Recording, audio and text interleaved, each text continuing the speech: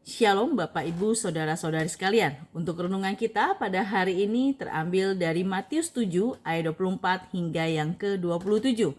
Matius 7 ayat 24 hingga yang ke-27. Beginilah firman Tuhan. Setiap orang yang mendengar perkataanku ini dan melakukannya, ia sama dengan orang yang bijaksana yang mendirikan rumahnya di atas batu. Kemudian turunlah hujan dan datanglah banjir, lalu angin melanda rumah itu. Tetapi rumah itu tidak rubuh sebab didirikan di atas batu.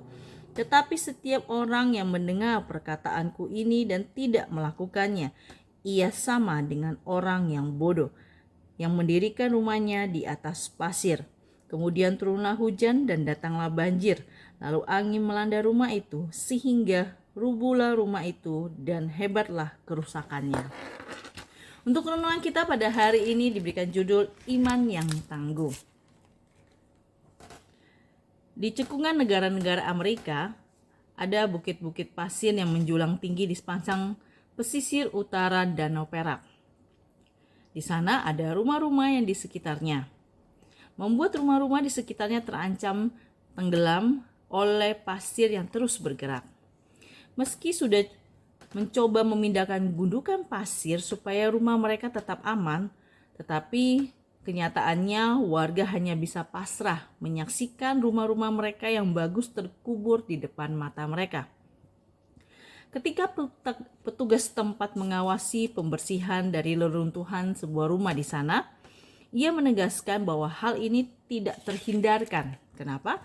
Karena sekeras apapun upaya pemilik rumah menghindari ancaman kerobohan, bukit pasir tidak akan pernah menjadi pondasi yang kuat bagi suatu bangunan.